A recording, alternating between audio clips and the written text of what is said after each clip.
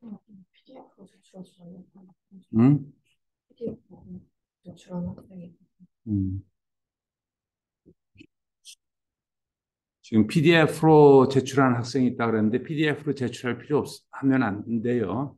파워포인트로 해서 파워포인트 기능 보면은 섹션이라는 거 있는 거 알죠?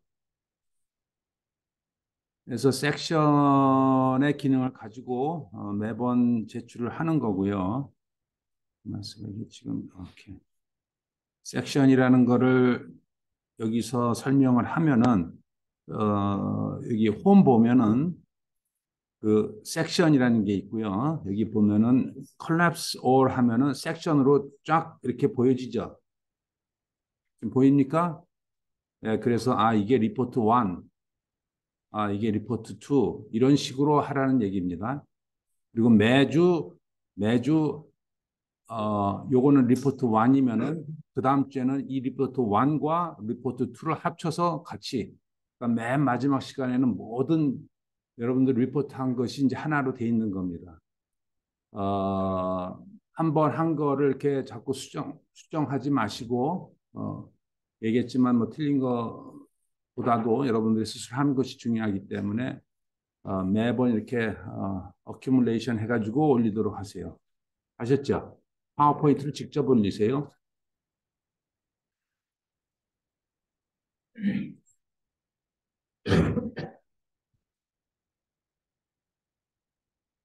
그래서 요새는 이 파워포인트도 그렇고, 뭐, 엑셀, 특히, 우리가 이제 수업 시간에 이제 엑셀을 활용을 할 겁니다.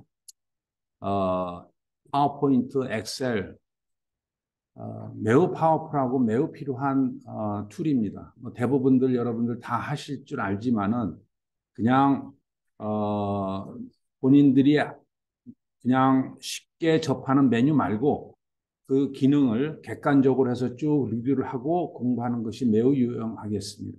파워포인트도 보면은 특히 요새는 그 안에 비디오 만드는 기능, 그다음에 심지어는 뭐 챗GPT 내가 가끔 얘기를 하는데 그 기능이 챗GPT가 그 마이크로소프트에서 그 회사를 인수한 건 알죠. 그래서 마이크로소프트사에서 나오는 파워포인트, 뭐 엑셀 여기에 그 기능이 다 들어가요. 어, 그래서 이제 브라우저에도 이제 엣지라는 브라우저가 있죠. 마이크로소프트사에서 크롬은 구글 거고 그래서 브라우저도 혁신적으로 지금 바뀌고 있다고 하는데 아직 나도 뭐 워낙 크롬을 많이 쓰다 보니까 그것까지는 가지는 않는데 크롬에서 써도 뭐 크게 지장은 없어서 그래서 어쨌든 중요한 거는 이 파워포인트와 특히 엑셀을 기능을 차분히 따져가면서 공부를 하세요. 엑셀 매우 파워풀하고 여러분들한테 뭐 고체역학뿐만 아니라 다른 수업 스스로 어떤 문제를 푼다거나 어떤 결과를 내는 데 있어서는 매우 중요합니다. 한 가지 더 얘기를 하면은 여러분들이 엑셀 이렇게 막 데이터 집어넣고 뭐 하는 거라는 건 알고 있을 겁니다. 요새는 이 데이터의 개념을 정확하게 여러분들이 좀 이해를 했으면 좋겠어요. 데이터베이스. 말은 들었는데 데이터베이스가 뭘까? 그런 것들을 좀 따져가면서 엑셀에다가 데이터를 정리를 할 때 그러한 소위 그 포맷 데이터베이스의 개념을 약간 이해하면서 피버팅을 한다거나 이러한 것들을 지금 여러분 때 익혀놔야 돼요. 나중에 배워도 똑같은 거 배우지만은 이게 얼마나 누가 먼저 빨리 배웠느냐에 따라서 그 시간이 지나가면서 스스로 익히는 시간이 필요합니다. 생각하고 이런 본인이 익숙해지는 시간이 필요하기 때문에 빨리 배울수록 중요해요. 좋습니다. 그 다음에 어, 어, 소프트웨어 디벨롭먼트 하는 예를 들어서 파이썬이라든가 이런 것들도 깊게 배울 필요는 없어요. 그러나 그 기능 가지고 무엇을 할 수 있는가 빨리 한번 접해서 오늘이라도 한번 깔아보세요. 파이썬 까는데 한 30분도 안 걸려요. 그리고 프로그램 뭐 이렇게 하는 거 10분도 안 걸려요. 한번 해보세요. 그런 다음에 어, 이런 게 이렇게 해서 깔려지는구나라고 하고 가끔 필요하다 보면은 리포트를 할 때 지금 같은 경우도 분명히 이렇게 계산이 필요하면은 계산을 의도적으로 이러한 툴을 활용을 해서 한두 번씩 이렇게 연습을 하는 게 시간적인 그 투자의 효율성으로 봤을 때 매우 중요합니다. 아셨죠? 그래서 조금 여러분들이 이렇게 하는 학생들도 있지만은 어, 그 전혜인 학생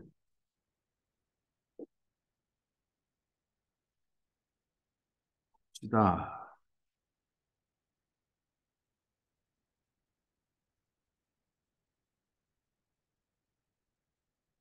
이것이 무엇일까?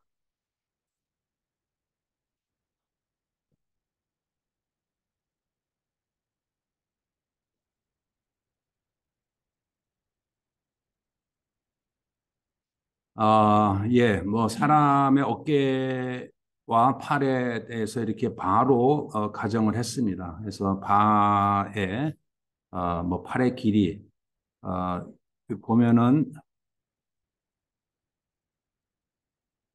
네, 디테일하게 들어가지는 않겠습니다. 대충 보면은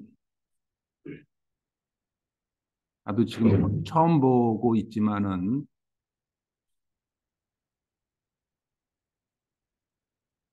그 아마 사람의 팔이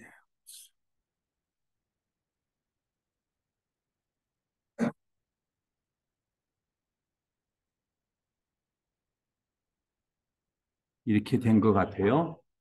그래서 여기에 이제 mg라는 그 자중의 무게를 외력으로 고려를 하고 그다음에 또 하나 또 가해지는 외력이 뭡니까?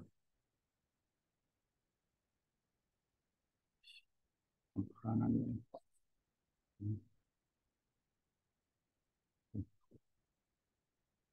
그다음에 또 하나 또 중요한 외력이 당연하지만은 손에서 잡고 있는 부분이 되겠죠. 그래서 이 학생은 어떻게 가정을 했냐? 어차피 팔에서 가해지는 이 각도와 똑같은 방향으로 그러니까 팔의 방향과 같은 방향으로 하중이 가해진다라고 가정을 했어요. 맞죠? 어, 이거를 이제 프리바디 다이그램 이렇게 그릴 때 요거를 이렇게 가정을 한다라고 어, 얘기를 하는 것이 매우 중요합니다. 엔지니어로서는. 예. 그래서 좋아요. 이렇게 하는 것도 매우 좋습니다. 그래서 이 팔의 각도를 뭐 세타를 각도를 어떻게 했나요? 값을 지정은 하지 않고 그냥 세타를 변수로 지금 했습니다. 중요한 거는 지금 이렇게 했기 때문에 세타라는 거는 그 형상에 의해서 주어질 수가 있겠죠.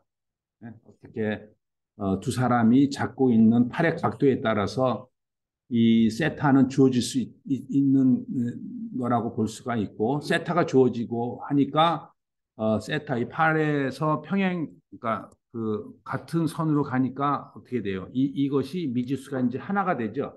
세타를 알고 있으니까. 워낙에는 미지수 세타를 모른다면 이 fx하고 fy 두 개가 미지수가 되는데 세타가 형상으로 나온다면은 두 개가 아니라 이제 하나의 미지수가 됩니다. 그래서 하나, 두 개의 미지수를 가지고 문제를 지금 풀었어요. 뭐 이렇게만 프리바디 다이그램만 그려진다면은 당연히 이제 fx 이퀄 0, fy 이퀄 0 해서 풀고 그다음에 그 이게 지금 잘 안 보이는데 예, 모멘트 이퀄 0 해서 모멘트를 점을 넣어서 잡았나?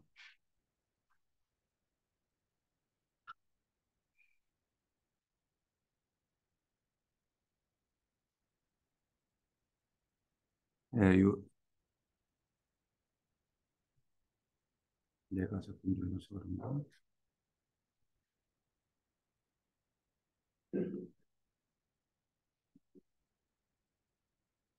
그, 뭐, 길이라든가 이런 것들 다 변수로 처리를 했습니다. 그래서 중요한 거는 이렇게 가정을 했다 하는 것이 상당히 중요하고, 뭐, 당연히 fx 이퀄 0과 fy 이퀄 0, 그 다음에 이제 모멘트 0 그렇게 해서 이제 변수들이 이제 정해지겠죠.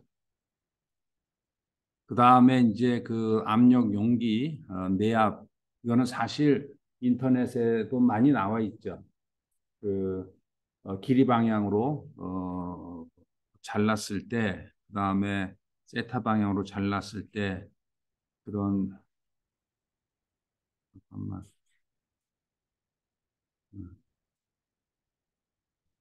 그래서 이제 내압을 이제 압력으로 이렇게 가해지는 경우이기 때문에 모든 것이 뭐 양쪽으로 이렇게 맥혔다 치고 중요한 여기서의 프리바디 다이그램은 리포트에는 하나만 나왔지만은 이쪽으로 이렇게 잘라서 프리바디 다이그램을 왼쪽 파트에 그려지면은 이렇게 해서 그 모든 압력이 이렇게 가해지고 그다음에 그 내력이라는 것이 바로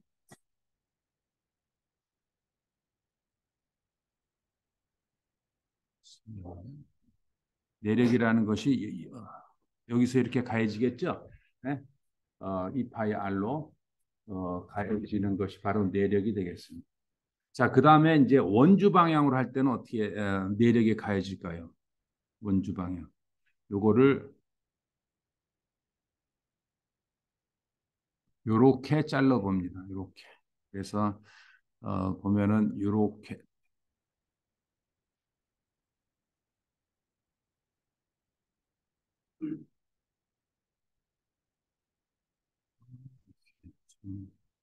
해서 원주 방향으로 하면은 이렇게 해서 이게 바로 원주 방향의 힘이 되겠죠. 네, 원주 방향의 힘을 이렇게 프리바디 다이그램을 그려놓고 이쪽으로 내압으로 해서 이 내압을 구한다. 그렇게 어프로치하면 되겠습니다.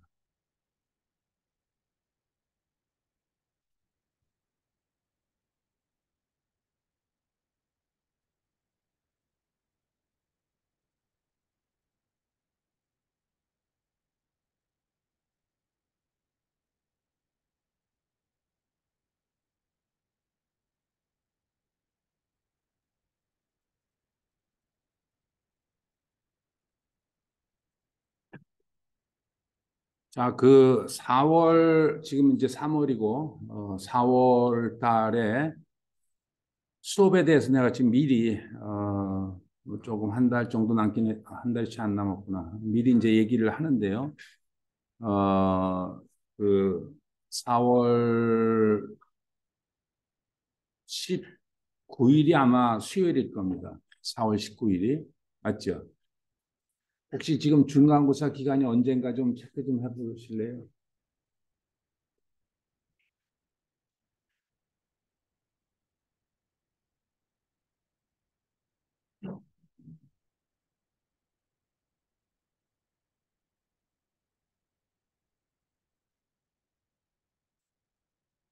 '언제로 나와 있어요, 학사 일정이?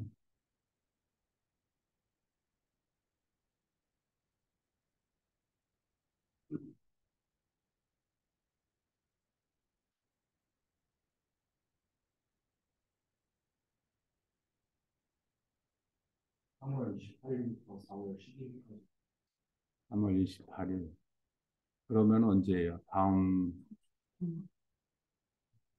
주 하루에? 부터 언제까지요? 4월 10일. 4월 11일.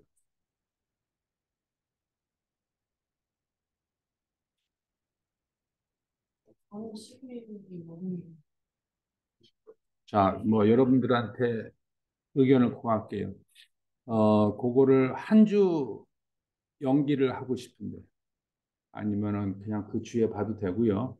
아니면 한 주 정도. 그러니까 4월 19일이 되겠습니다. 수요일이죠, 19일이. 맞죠? 맞죠? 4월 19일. 맞죠? 예, 그 4월 19일 날 보는 게 어떤가라고 제안을 합니다. 그냥 중간고사 기간에 봐도 되고요. 아니면은 뭐 왜냐하면 이제 4월 19일 일정이 지금 4월 19일 아마 수요일일 거고요. 그 다음 월요일이 며칠입니까? 24일이죠. 월요일. 그 다음에 26일이 아마 수요일. 그렇게 되어 있습니다. 그 3일이 제가 이제 줌 미팅으로 수업을 진행을 할 예정입니다. 줌으로. 그 세 개의 시간 동안에. 예. 4월 11일까지 중간 강의, 중간 강의 평가. 예. 중간 시험 얘기하신 거. 그렇죠. 강의 평가는 저희가 강의 강의 평가는 내가 하는 게 아니라 여러분들이 알아서 하면 되는 거예요. 그게 중간고사 기간이라. 4월 10일부터 21일까지. 아, 그래요? 다시. 제가 알기로는 4월 11일부터 10일, 20일 이 뭐를요? 중간고사. 아, 그래요? 아, 그래요. 오케이. 학생 중에는 중간고사 언제라고 나오죠? 아, 그래요. 11일부터 그 다음 주 월 21일까지. 오케이. 그러면은 오히려 잘 됐습니다. 19일 날 시험을 보도록 하겠습니다. 19일 날. 아셨죠? 괜찮아요? 그 다음에 19일, 그 다음에 26일하고 24일 이틀은 줌으로 시작을 하도록, 그러니까 수업을 하도록 하겠습니다. 같은 방식으로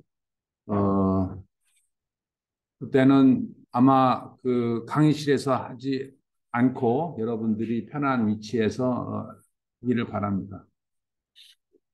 오케이?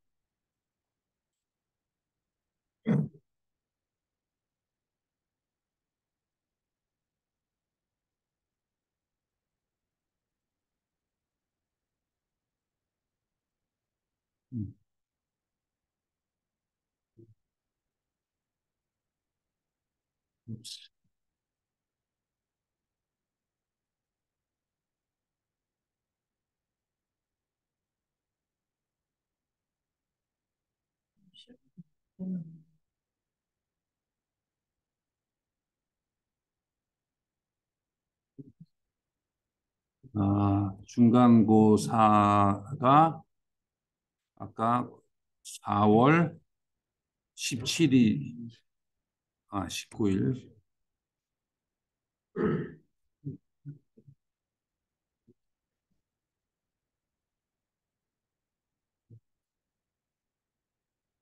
오케이.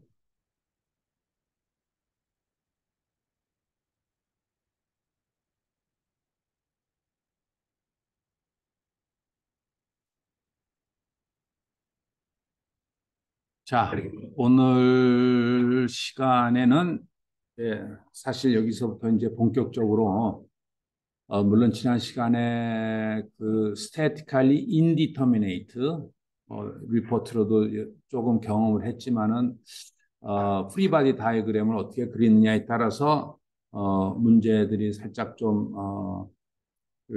바뀐다라는 것은 여러분들이 이제 느꼈을 겁니다.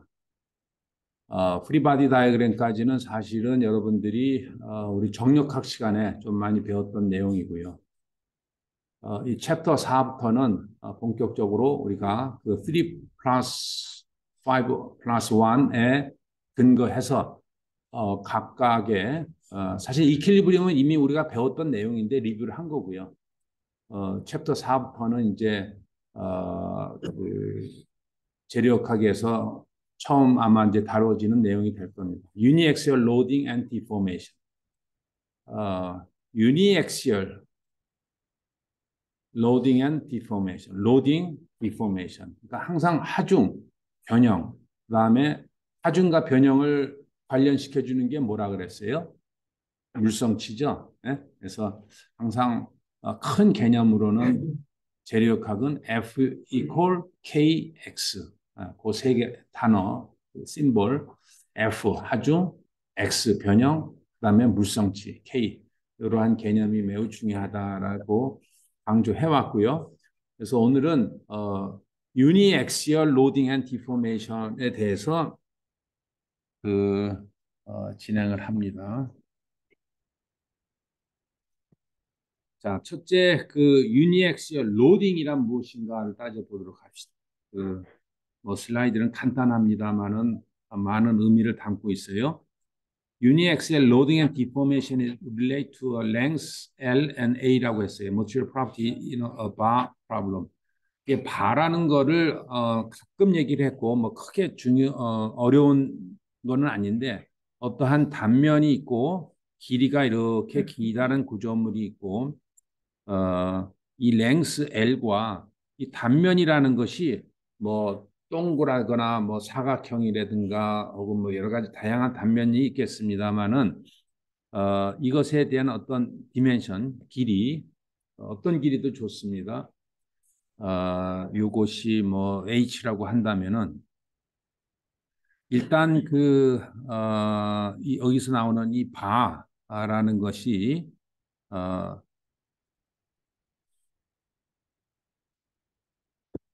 1차원 구조물이고 이때는 L이 매우 크다. 뭐보다 단면을 구성하고 있는 길이보다 매우 크다라는 것이 바하고 1차원 구조물이라고 합니다. 1차원 구조물. 이 1차원 구조물이 이렇게 휘어 있을 수도 있겠죠. 스트레이트도 있을 수 있는데 여기서는 그냥 스트레이트한 것을 우리가 정의를 하고요. 그 다음에 이 단면이 항상 이렇게 일정해야 되느냐, 이 단면이 항상 이렇게 똑같아야 되느냐, 반드시 그럴 필요는 없어요. 이 단면이 살짝 뭐 이렇게 뭐 조금 바뀌어도 우리가 지금 배우는 내용에는 아주 크게 차이는 없습니다. 그대로 적용이 가능합니다. 자, 이런 것들이 1차원 구조물이고요. 그다음에 엑시얼. 엑시얼이라는 것이 바의 길이 방향이 되겠죠. 그래서 당연히 엑시얼 하중이 이쪽 방향, 뭐 혹은 요 중간에 이렇게 하중이 가해질 수도 있어요. 중간에 이렇게 하중도 가해질 수 있다. 마치 이 바에 뭐 외력으로 가해질 수도 있고 뭐 자중이 될 수도 있고 뭐 기타 등등. 주로 여기서는 지금 바의 끝단과 처음 단과 끝단에 피가 지금 가해지는 외력이 가해지는 경우가 되겠습니다. 자, 요게 우리가 이제 이번 시간에 고려할 유니액시얼 로딩 구조물이 되겠습니다. 자, 이게 이제 우리가 고려할 전체의 대상물인데 왼쪽에 이제 피가 가해졌어요. 피가 가해지고 그다음에 처음에 이쪽 이렇게 반력이 있다라고 생각을 해줘도 좋습니다. 지지 구조물로 어, 그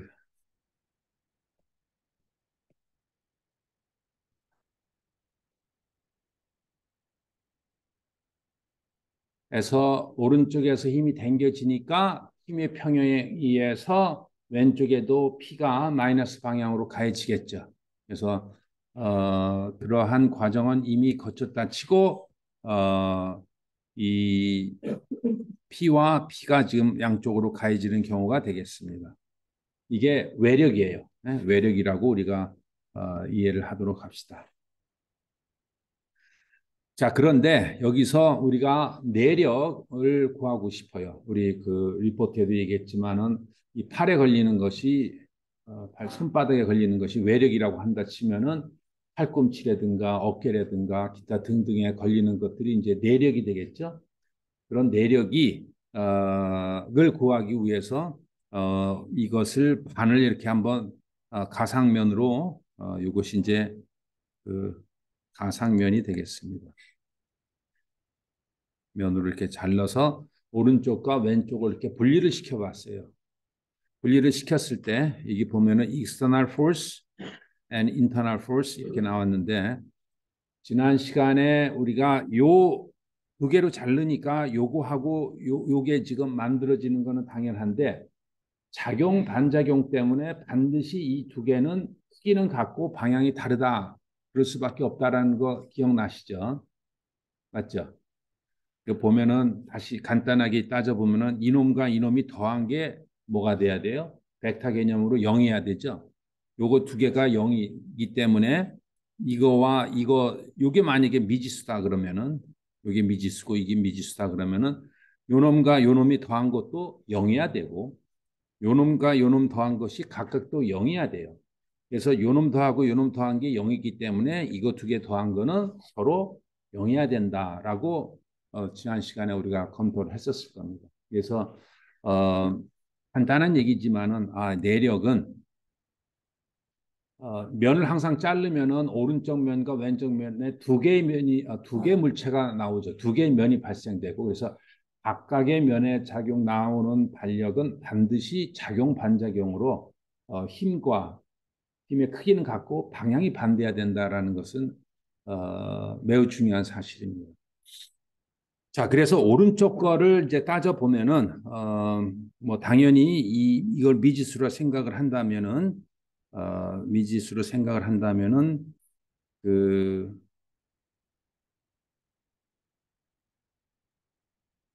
이렇게 나오고 왼쪽 것도 이렇게 P가 이렇게 나왔습니다. 랜덤 섹션이라고 했는데 랜덤 섹션이라기보다 이제 arbitrary 섹션이에요. 임의의 단면이에요. 이 임의의 단면이라는 거는 이쪽 그 위치에 상관없이 아무데나 이렇게 잘라봤을 때 이런 똑같은 현상이 일어나는 겁니다. 전혀 어렵지를 부분은 아니지만은 매우 중요한 컨셉으로 이제 도달하기 때문에 좀 확실하게 이해를 했으면 좋겠습니다. 그러니까 arbitrary section을 했을 때 그 arbitrary section에서 나오는 것도 외력과 지금 동일하다. 지금 상황은 그렇습니다. 자, 그래서 그거는 이제 하중이고 그러면 이제 deformation을 한번 봅시다. deformation을 uniaxial deformation, uniaxial deformation. 다시 강조할게요. 그래서 어느 단면이든 이렇게 잘라보면은 그 단면에는 뭐가 존재한다는 거예요? 반드시 P라는 하중이 존재한다는 거예요. 내가 이렇게 잡아당겼을 때 어느 단면 섹션이든 간에 그 인장력이 존재하게 된다라는 것을 수학적으로 다시 표현하는 겁니다. 여러분들이 팔을 누가 쭉 잡아당겼을 때 그쪽에서 잡아당기면은 끝단과 여기 끝단만 걸리는 게 아니라 모든 단면에서 힘이 이렇게 가해진다는 얘기입니다. 어떤 뭐 구조물도 당연히 마찬가지고요. 자, 그래서 지금 사실 우리가 배우고자 하는 거는 이 내력이 가해지는 모든 부위가 과연 어떻게 지금 되는가를 이제 디포메이션을 이제 알아보려고 하는 겁니다. 유니액시얼 디포메이션. 자, 처음 상태로 왔을 때 이게 분명히 얼마만큼 늘어날 거예요. 그래서 그냥 편리적으로 왼쪽을 지지를 다시 시키고 오른쪽에 P를 가했습니다. 그래서 P를 이렇게 쭉 가하고 아까 이게 그 단면적은 A고요. 그다음에 길이가 L인 경우입니다. 그랬을 때 자, P와 L 델타가 있다고 델타가 아직은 크기는 모르지만 어떤 델타가 발생이 된다라고 가정을 하는 겁니다.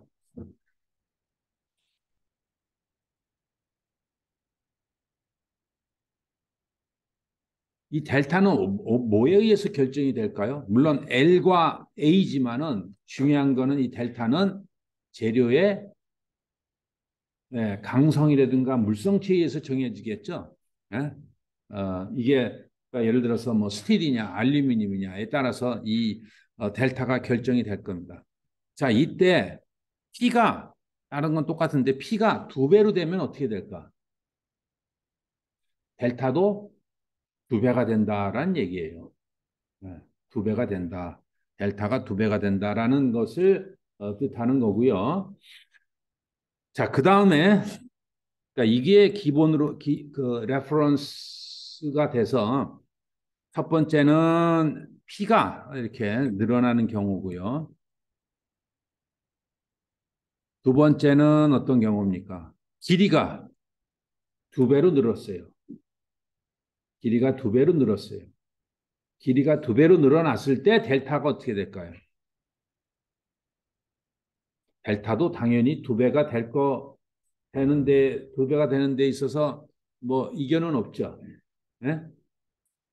왜 두 배가 될까 정확하게 따지기는 나기보다 뭐 당연히 두 배가 될 것 같아요.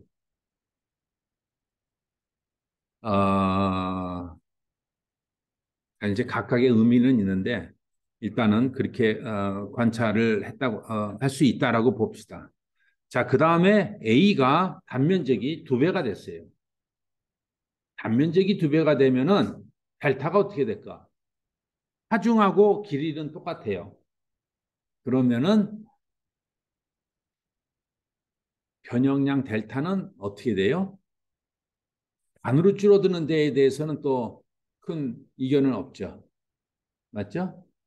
음. 그래서 지금 세 가지 관찰을 했습니다. 이 델타는 P에 의해서 비례하고 길이에 대해서 비례하고 또 반지름에 대해서는 어떻게 돼요? 반비례하는구나라는 것을 우리가 직감적으로 이해를 합니다. 아주 간단한 이 세 가지의 경우지만은 델타는 proportional to total force, magnitude force P에 비례하고 inversely proportional to length, 아니 그 단면적, 그 다음에 또 proportional to length 이렇게 되죠. 어, 그, 자, 그럼 각각을 왜 이렇게 되는가 한번 잠깐 따져보면은요. P와 델타가 비례한다는 거는 마치 F 이꼴 KX에서 우리가 K는 몰라요. 지금 모르는 겁니다. 이 재료가 어떤 건지 모르니까. 그러나 P가 두 배가 되면은 K와 상관없이 델타가 두 배가 된다는 거는 이 재료가 어떤 형태인지 모르지만 어떤 물성치가 갖고 있다면은 P와 델타가 비례할 수 있다라는 거는 물론 이것도 엄격히 얘기하면 가정이지만은 이런 것을 리니어 일라스티시티라고 합니다. 그러니까 여기 보면은 어, 리니어라는 말이 어디 있나? 그러니까 물성치가 선형이에요. 선형. 선형의 관계를 갖고 있게 됩니다. 물성치가. 사실 이건 엄격하게 얘기하면 가정이에요. 근데 대부분의 재료가 이 선형의 특성을 갖게 됩니다. 힘을 가했을 때 늘어나는 게. 스프링에 우리가 늘어나는데 스프링이 여기가 F 이꼴 KX에서요. 여기가 F고 X인데 스프링 늘어나면 이게 그래프로 그리면 이렇게 늘어나죠. 그래서 F고 KX면은 이 기울기가 뭐예요? K죠. 근데 때로는 이 재료에 따라서 이렇게 되기도 해요. 때로는 재료에 의해서 이렇게 될 수도 있습니다.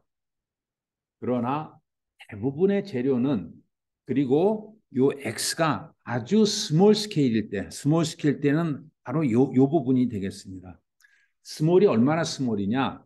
길이에 비해서 한 1%, 그러니까 1m라면 한 1cm 늘어났을 때 그때까지는 대부분의 재료가 선형으로 늘어납니다. 선형이니까 다시 얘기하면은 힘을 두 배로 가하면은 늘어나는 것도 두 배가 돼요.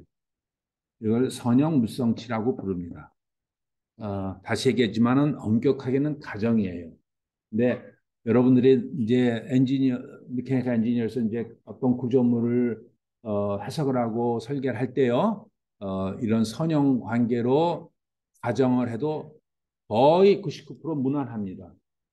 단 변형의 양이 상당히 좀 적을 때, 막 엿가락처럼 쭉쭉 늘어나는 건 어떻게 해요? 그거는 이제 플라스티시티, 뭐 라지 디포메이션 이론이 이제 그 다음 단계로 있는데 대부분의 설계, 여러분들이 4년간 공부하고 뭐 어느 대기업에 가더라도 이 정도로 가정을 하고 설계해도 전혀 무난하겠습니다. 자, 그래서 이건 선형이라는 가정이고요. 그 다음에 T와 이제 L이 두 배로 늘어났죠. 그러면 이제 델타가 두 배로 늘어났어요. 자, 이거는 가정입니까? 아니면은 뭐 어떤 피직스에서 이게 될 수가 있을까요? 그거는 가정이라기보다도요. 이걸 잘 보세요. P가 델타를 만들었어요. 그럼 내가 여기다가 이렇게 또 하나 똑같은 놈을 이렇게 했다면은 이 놈도 요 두 번째 놈도 당연히 델타가 늘어나겠죠. 이놈도 델타가 늘어났겠죠. 그런데 왼쪽 점의 시작점이 델타만큼 가고 자기가 델타 늘어난 거예요. 여기는 시작점이 여기가 이제 0이니까 0이니까 델타가 늘어난 걸로 보이죠. 이 델타에서부터 이 또 델타가 늘어나니까 여기서는 어떻게 돼요? 2델타가 되겠죠. 예. 그래서 길이가 두 배가 되면은 변형량이 두 배가 된다라는 것이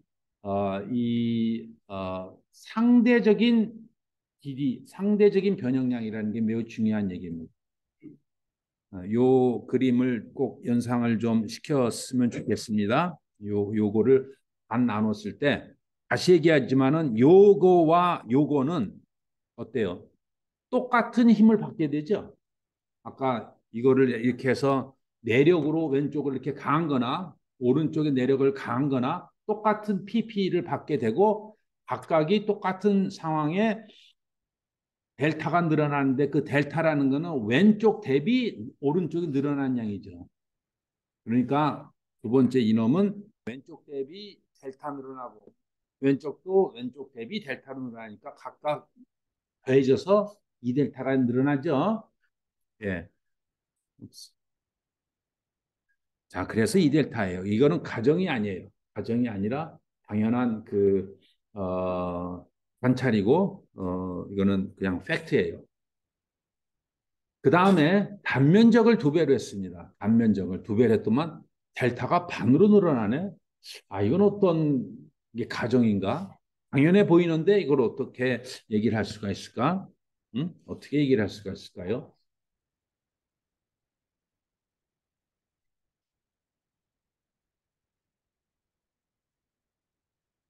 단면적이 두 배로 하는데 델타가 반으로 줄어든다. 예, 요거를 우리가 반으로 이거를 요렇게 나눠서 생각을 해봅시다. 그리고 P가 여기다가 P 오버 반반씩 나눠요. 그리고 나눴을 때 오른쪽 위쪽 게 A, 아래쪽이 A라고 생각을 해봅시다. 뭐 문제가 똑같죠. 근데 이렇게 위아래로 반반 나눴다면은 물체가 반면이 A가 되겠죠. 그다음에 하중 P가 어떻게 돼요? 반으로 줄어들게 되겠죠. 맞죠?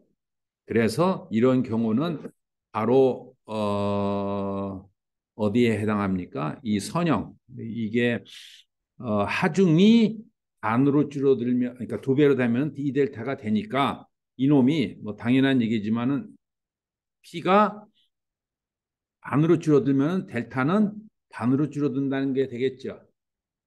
네. 그래서 맨 밑에 경우 위에나 아래나 델타보다 반으로 줄어들게 됩니다. 왜? 하중이 박부제에 걸리는 하중이 반의 역할밖에 해지질 않아요. 한면적이 두 배로 늘어나는. 자, 그래서 어, 그 결론적으로 뭐 간단한 얘기지만은 각각의 의미를 한번 이렇게 음미해봤습니다.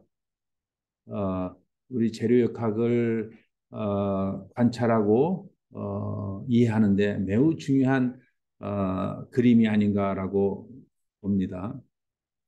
자, 그래서 아직은 뭔지는 모르지만 우리가 observe 할 수 있는 거는 델타는 proportional P to proportional L and inversely proportional to A다라고 알 수가 있겠습니다.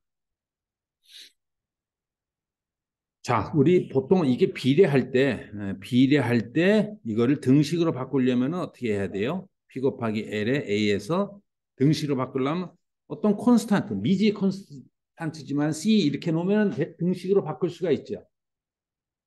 그렇죠. 예.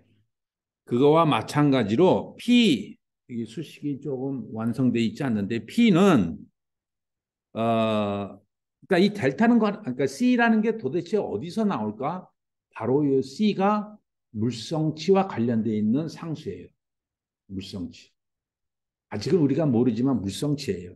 분명히 이 재료가 스틸이냐 알루미늄이냐 고무냐에 따라서 많이 늘어나고 적게 늘어나고 그럴 거예요. 그렇죠. 그래서 이 C가 물성치다라고 얘기할 수가 있고요. 그러니까 이 A 텀을 이쪽으로 넘기고 L 텀을 이쪽으로 넘기고 C 텀을 다 이쪽으로 넘기면은 어떻게 됩니까? 그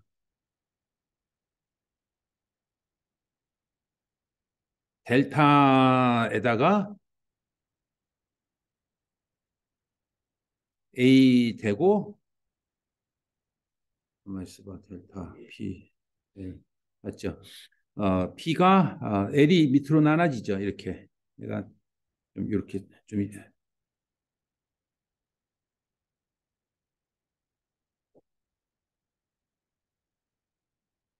이렇게 쓸 수 있죠.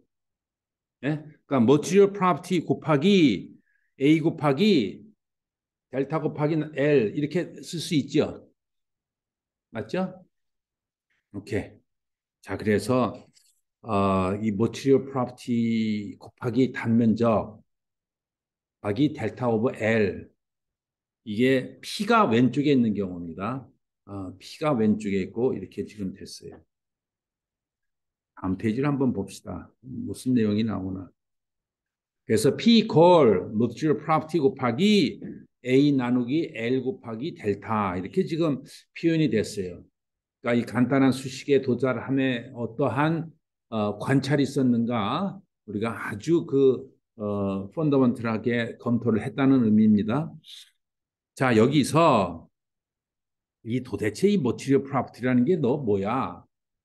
이것이 우리가 소위 얘기해서 영스 모델이었습니다.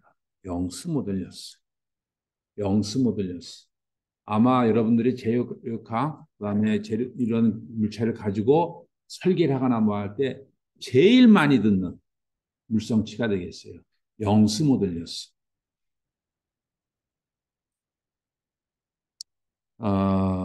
그래서 영스 모델리어스라는 걸로 우리가 모든 동의를 하고 이거를 우리가 영스 모델리어스라고 칭합시다라고 한 겁니다. 그러니까 이제는 재료가 영스 모델, 그러니까 스틸에도 영스 모델리어스가 있고요, 알루미늄도 영스 모델리어스가 있고, 일단 재료마다 뭐 나무 뭐 하다 딱 자기가 갖고 있는 영스 모델리어스가 있다라고 이해를 하시면 되겠습니다.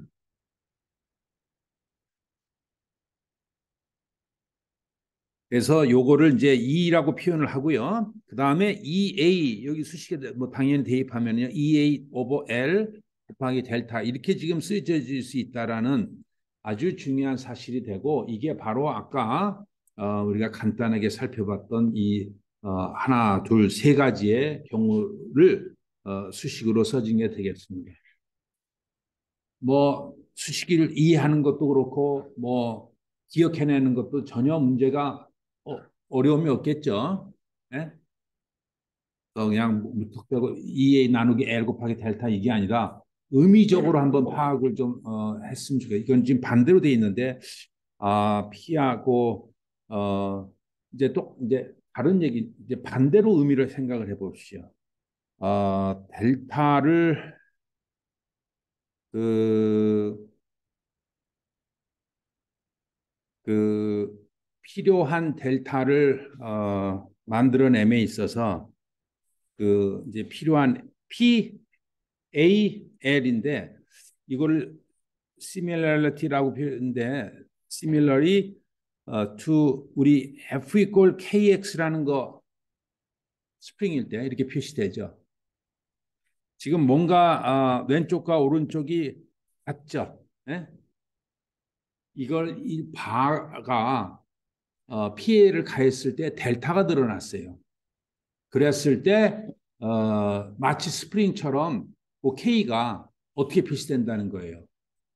1차원 구조물의 두께, 길이, 단면적, 길이, 맞죠? 단면적, 길이, 그 다음에 물성치가 바로 K구나라고 같이 이해하면 좋겠습니다.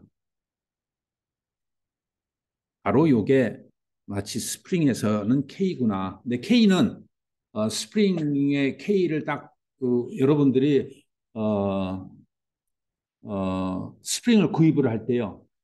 네? 스프링을 구입을 할 때 뭐 단면적이 얼마냐 뭐 이런 것 안 따져요. 그냥 K 값 하면은 구입을 할 수가 있어요. 스프링을 구입을 할 때. 그러니까 똑같은 K 값에서도 좀 이렇게 굵으면서 이렇게 긴 거도 있고 얇으면서 짧은 거 K는 똑같아요. 자, 이 1차원 구조물에서 그러니까 우리가 눈을 감고 이 안에 구조물 스프링이 됐든 바가 됐든 이거를 쭉 늘렸어요. 그러면 이 스프링이 됐든 바가 됐든 우리가 느끼는 거는 힘과 델타 이것만 느껴지죠. 그래서 그 느껴지는 이 감이 결국 이제 물성치인데 그 물성치가 단면적 물성치 길이에 의해서 구해진다라는 것입니다. 계속 반복되는 얘기예요. 자, 요 수식에서 A를 살짝 이쪽으로 넘기고 L을 살짝 이쪽으로 보내봅시다. 그러면 어떻게 돼요? P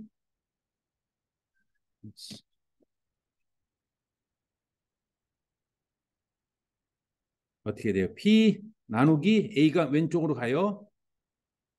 그 다음에 델타 L 이렇게 지금 표시하면은 여기에 뭐가 돼요? 이렇게 되죠.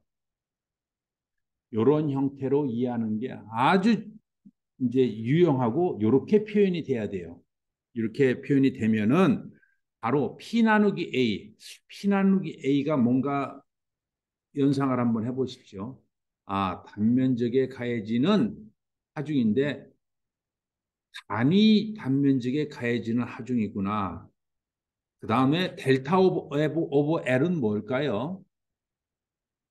바로 단위 길이별로 늘어나는 델타량이에요. 그 비례량이 바로 물성치 영스 모듈러스구나라고 이해를 이제 합시다. 이게 훨씬 더 이 우리가 재료역학을 이제 이해하고 쓰는 데 있어서 매우 유용하고요. 유용뿐만 아니라 이렇게 써야 됩니다. 이제는. 이것을 관찰을 사실은요. 이게 여기에서 사실 나왔던 겁니다. 왜냐? 맨 밑에 거를 보십시오. 단면적이 2배가 되니까 델타가 반으로 줄었어요. 그 얘기는 단위 면적당 P가 중요한 거예요. 그렇죠? 단위 면적당 P가 중요한 거예요. 그 다음에 길이, 요 놈도 단위 길이당 델타가 중요해요. 단위 길이당. 자, 이것의 단위 길이당 델타는 델타 오버 L이죠. 이것도 보면은 단위 길이당이면은 2L분의 2 델타죠. 맞죠? 그 다음에 이것도 단위 면적당 하중 있죠. 단위 면적당 하중. 그래서 P 나누기 그 뭡니까? 2A 하니까 반으로 줄어드는 거죠. 자, 그래서 물성치가 요 단위 면적당 힘이 바로 우리가 처음 이제 접하는 단어입니다. 스트레스라고 불러요. 이 스트레스는 어디서 정의된다? 물체 내부에서 정해지는 겁니다. 아까 우리가 기도했을 때 우리가 이미 단면을 다 나누고 그 단면에 P가 존재하고 그 P가 A에 더해진 건데 P 나누기 A 뭐 외력도 마찬가지가 뭐 끝단으로 생각하셔도 좋은데 P고 그 다음에 단위 길이당 늘어나는 게 영스 그러니까 스트레인이에요 바로 이게 그래서 스트레스 시그마 다음에 strain, 입실론이라는 심볼을 쓰게 됩니다. 시그마 이퀄 E 입실론. 마치 F 이퀄 KX와 매우 유사한 개념이죠. 스트레스, 힘, 스트레인, 입실론, 변형량. 그러나 중요한 거는 여기에 단위 면적당 힘, 단위 길이당 델타. 그때 영스 모듈러스가 정의되는구나라고 이해를 하는 게 매우 합리적이고 매우 그렇게 돼야 되겠습니다. 자, 그래서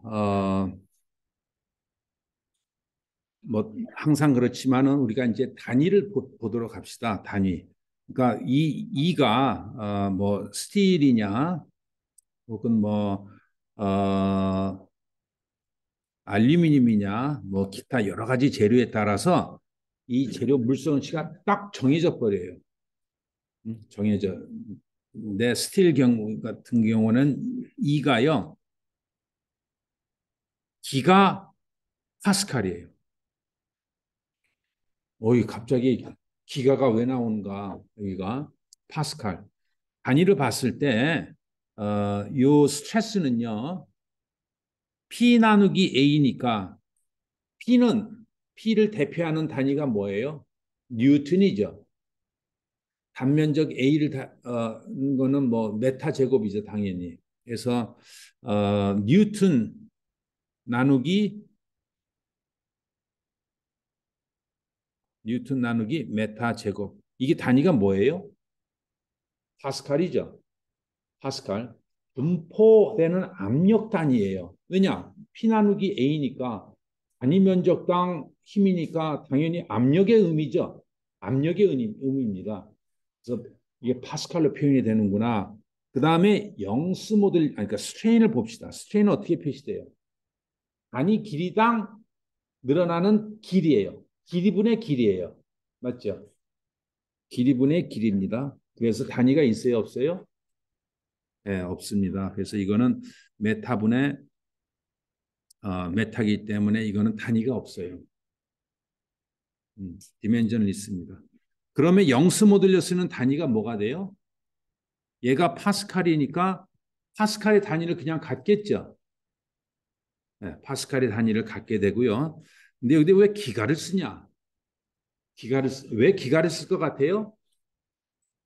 물성치가 그러니까 기가를 쓰겠죠. 당연한 얘기인데 그만큼 영스 모듈러스 E가 매우 큰 값이에요. 파스칼로 단위로 표현했을 때는 매우 큰 기가가 10의 몇 승이에요?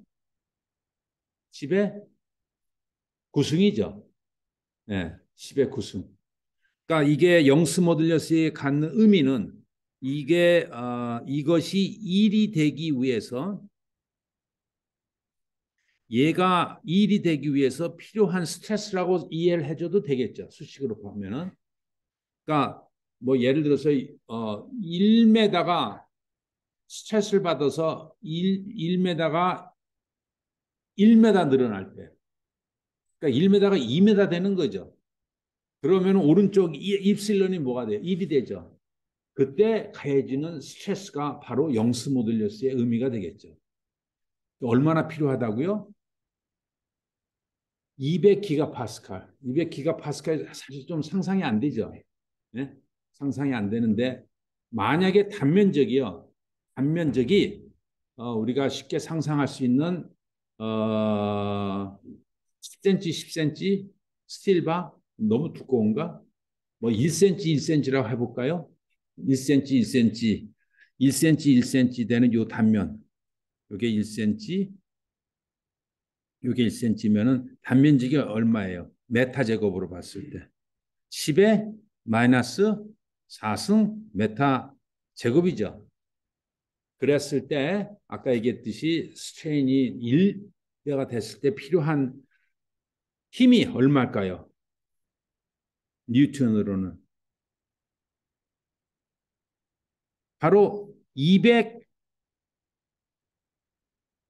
힘이 얼마나 필요하다는 얘기예요. 이 힘이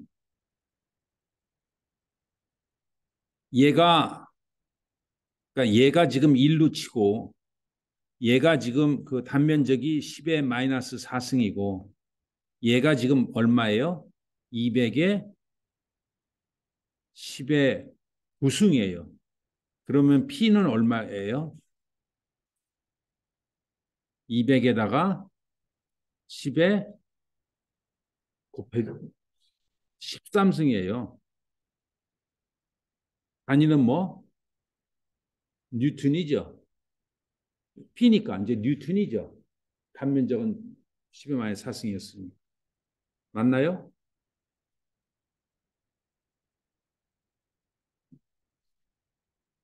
아닌죠. 잘못됐네. 우리 13승이 아니라 뭐예요? 예, 5승이죠.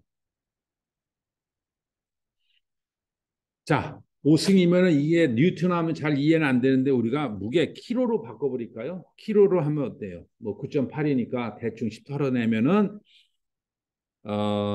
이 4승이니까 2000 곱하기 10의 3승이죠. 맞아요? 맞나?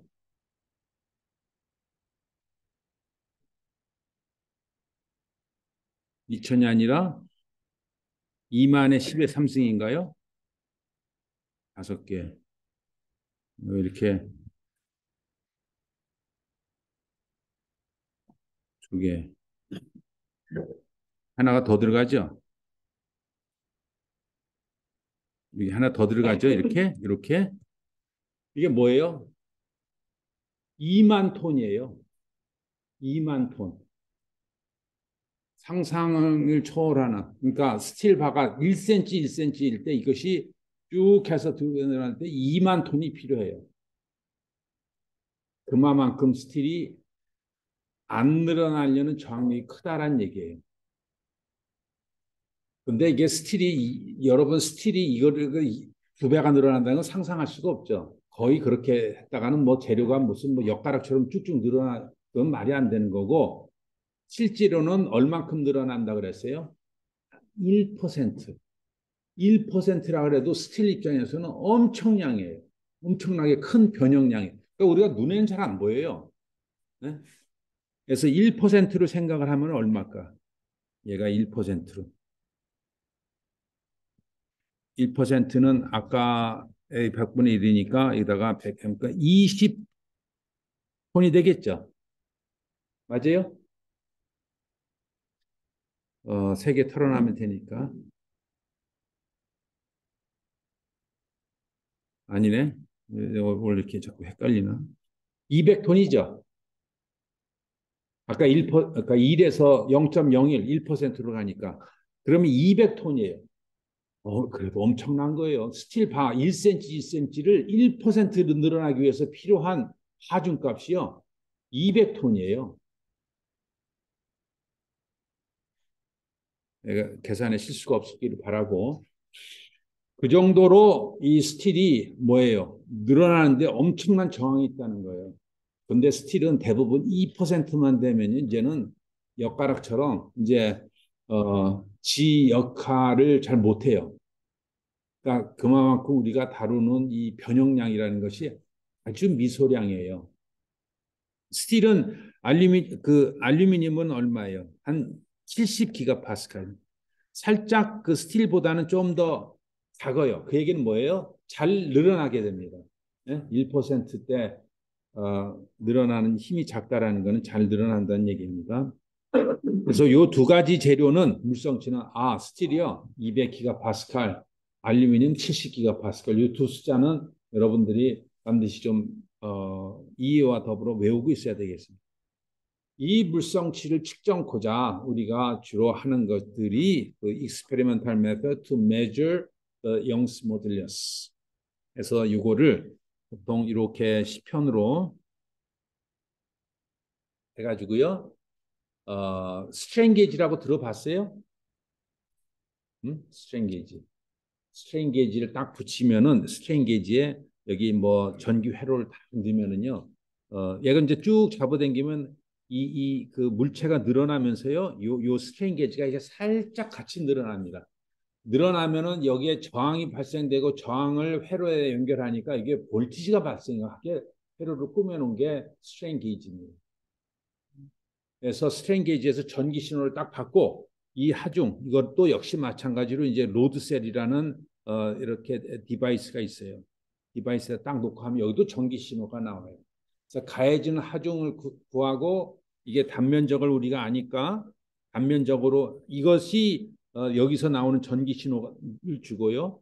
여기서 나오는 거는 이 스트레인을 주고요. 여기서 이제 P를 아니까 스트레스 P와 A 이 P는 어디서 나온다고요? 로드셀이라고 하는 것에서 나온다는 얘기예요. 스트레인은 어디서 나와요? 어, 스트레인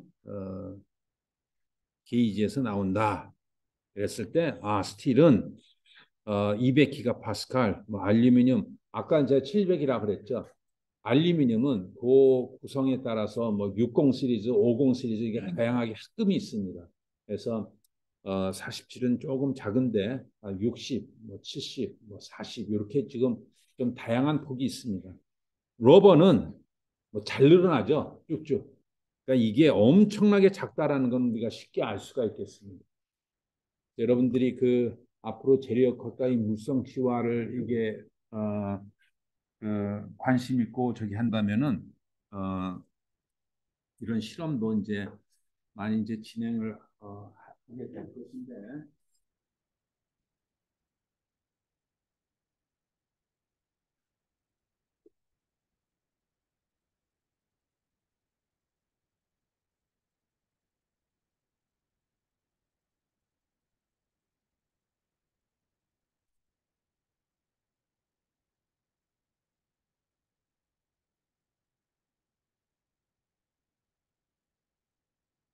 응?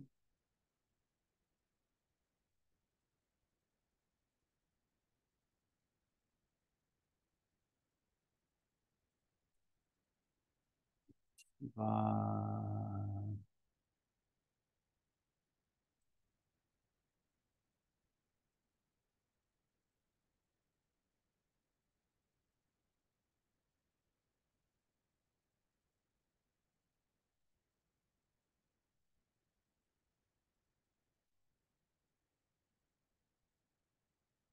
자, 우리가 지금 배운 거 한번 다른 데서 뭐라고 하는지 예? 어, 한번 구글링을 한번 해보면은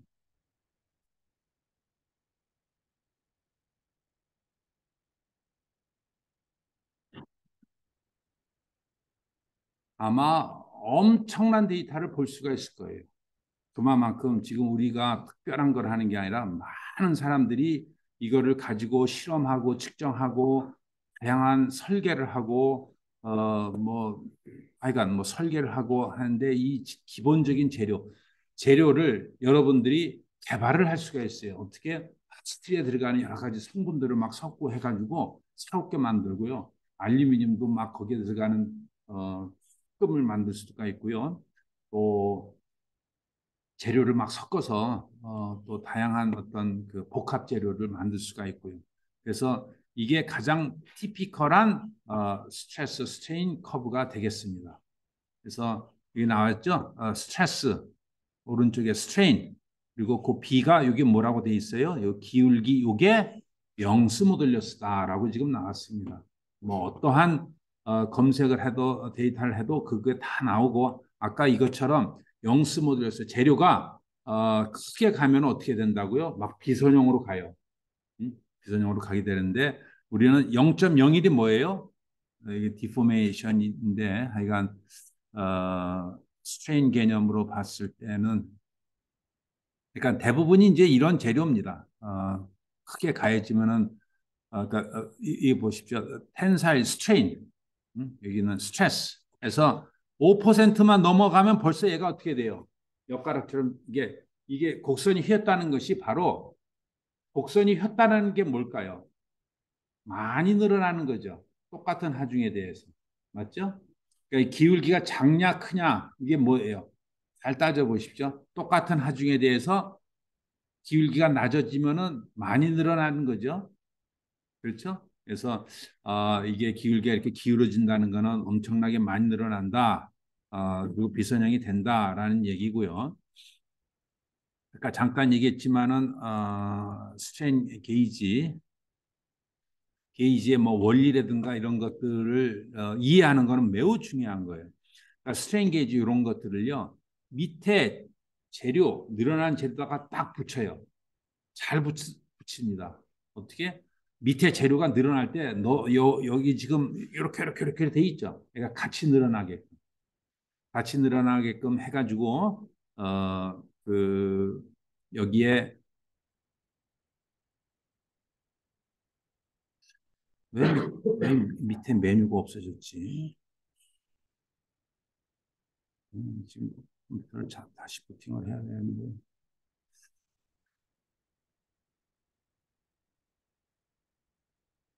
왜 밑에 메뉴가 없어졌을까요?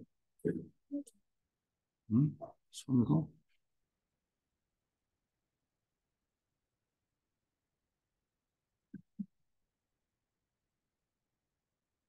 그 그래서 여기 보면은 아까 내가 옵스, 그림에서 이렇게 따온 겁니다. 그래서 이 놈을 여기 이렇게 평행되게 이 재료에다 이렇게 붙인 거예요. 이게 여러분 손톱보다도 작아요. 이런 것들을 이렇게 붙여놓고 아까 얘기했듯이 여기다가 이제 전기 신호를 뭐 나중에 이게 되면 더 공부 한번 해보십시오. 전기 신호를 이렇게 해놓고 여기다가 뭐 이렇게 해놓고 여기다도 뭐 이렇게 해놓고 여기다가 이 저항입니다. 이게 보통 요 길이 이게 왜 이게 막 이렇게 돼 있냐면요. 이걸 사실 길이를 길게 하기 위한 거예요. 길이를 길게 해서 살짝 늘어나는데 토탈 길이는 많이 늘어나게끔 하기 위해서 막 이렇게 겹쳐 놓은 거고요. 이 어떠한 재료도 여러분들 전기를 쓸 터인데 고등학교 때 어떤 전선이 길이가 길어지면은 저항이 늘어나죠. 네? 맞죠? 그래서 이게 늘어나면 저항이 늘어나요. 그 아주 미소해. 그 약간의 저항 늘어나는 걸 가지고 우리가 소위 얘기는 휘스턴 브리지라고 이렇게 해서 V 볼티지를 넣고요. 이쪽으로 V 아웃을 딱 측정을 하게 되면은 여기서 저항 변화가 살짝 일어나면서 이 V 아웃이 물론 이제 회로가 조금 있어야 됩니다만은 예, 1볼트, 2볼트 막 이렇게 나와. 그 볼트를 이제 측정을 하게 되는 것이 바로 스트레인 게이지입니다. 아셨죠? 그래서 스트레인 게이지 작업을 여러분들이 어, 하실 수 있을 것이고요. 희한하네.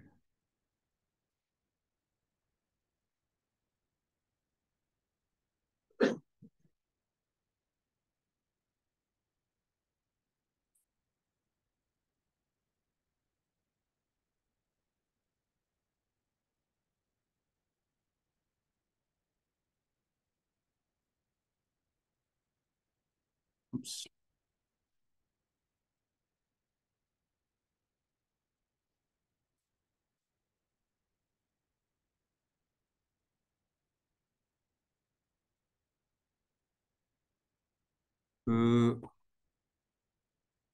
아까 얘기했듯이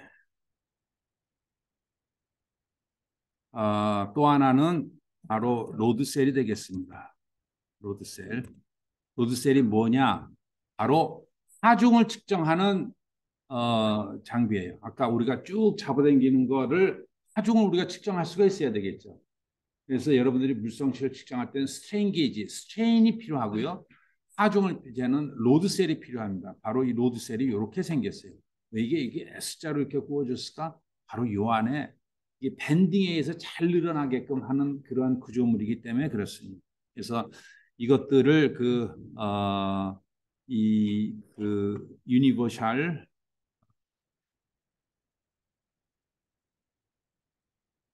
텐사일 테스팅 머신에다가 맨 위에 보면은 대부분 이런 거는 많이 보셨죠? 응? 많이 봤을 겁니다. 그래서 참,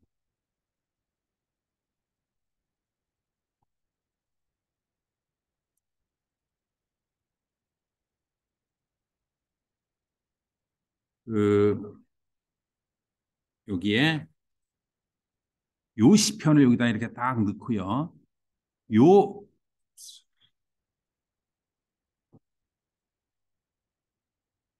요 부분에 있는 요 놈이 바로 요 로드셀이고요. 요 시편 요거고 요게 살짝 여기에 들어가 있는 것이 바로 이 스트레인게이지입니다. 참고로 알고 있는 건 매우 중요해요. 자, 그래서 이런 유니버셜 텐사일 메저먼트 UTM 장비를 가지고 이렇게 물성치를 측정한다. 그래서 결국은 뭐뭐를 측정하는 거예요? 내가 가진 하해준과 내가 이 변형량을 구하게 되는 겁니다. 그래서 스틸인 경우까지 물성치를 측정할 수 있고 다른 재료도 그렇다. 근데 한 가지 더 중요한 물성치가 있어요. 뭐냐? 스프링 같은 경우에 이렇게 잡아당길 때 길이만을 측정을 하는데 우리가 1차원 구조물을 이제 잡아당기면은 늘어나면서 어떻게 될까요? 직감적으로 우리가 줄어드는 거가 있어요. 네, 줄어듭니다. 이게 지가 줄어들어 봤자 얼마나 줄어들겠어요? 아니에요. 엄청나게 줄어들고요. 그게 실제 구조물에서는 1차원 구조물도 그렇지만 실제 우리가 3차원 구조물 할 때는 매우 중요한 역할을 해요. 바로 델타 Y라고 하는 양입니다. 똑같아요. 우리가 이거 이제 뭐 A인데 뭐 길이로 표현했죠. P고 델타 X 이것만 생각을 했는데 이 델타 Y가 델타 Y 즉 이게 지금 우리가 했던 거 아닙니까? 맞죠? 여기에서 어, Y 방향의 스트레인도 고려를 해야 되겠다라는 게 바로 이 1차원 구조물, 바로 이 그 재료학에서 얘기가 되겠습니다. 델타 Y 다음에 길이가 LY, 단면적이 LY 길인데 그 방향으로 얼마만큼 늘어나는가라는 것이 바로 Y 방향의 영수 모듈을 쓰고요. 이때 요 EX가 요거고요. 이 Y가 요거예요. 그러니까 아까 길이 방향으로 몇 퍼센트 늘어난다고 그랬어요? 대충? 예? 1%라 그랬죠? 그랬을 때 두께 방향은 늘어나는 비율이 얼마냐면요. 이게 1%면 요놈은 0.3% 줄어들어요. 0.3% 줄어듭니다. 그 숫자는 감을 갖고 있으면 좋겠습니다. 1% 늘어날 때 0.3% 줄어든다. 바로 그것이 이 포아슨스 레이쇼라고 불러요. 포아슨스 레이쇼. 여기 왜 마이너스가 있을까? 대부분 EX가 플러스로 늘어나면은 Y 방향은 어떻게 돼요? 줄어들죠. 줄어드는 거는 우리가 항상 마이너스로 표현합니다. 늘어나는 거는 플러스로 표현하고. 오케이? 플러스는 늘어나는 거, 마이너스는 줄어드는 거. 그렇기 때문에 파슨스 레이쇼 뮤는 마이너스 입실론 x와 입실론 y 이렇게 우리가 물성치를 측정을 하게 됩니다. 아셨죠? 그리고 그 값은 얼마냐? 아까 스틸하고 알루미늄은 엄청 차이인데 대충 비슷하네. 많이 크게 차이 안 나네. 0.3이다라고만 이해하고 있으면 돼요. 물성치가 만약에 주어지지 않고 막 이렇게 한다면은 모르겠다 그러면 그냥 0.3이다라고 가정을 하시면 되겠습니다. 아셨죠? 네. 오케이. 어, 수업은 여기까지 하겠습니다.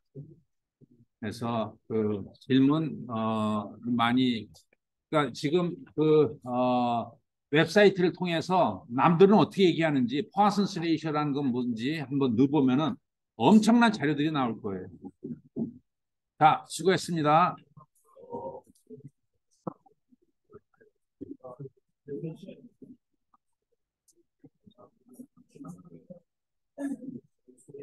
예. 추적 체크 자네들이 하는 거 아닌가?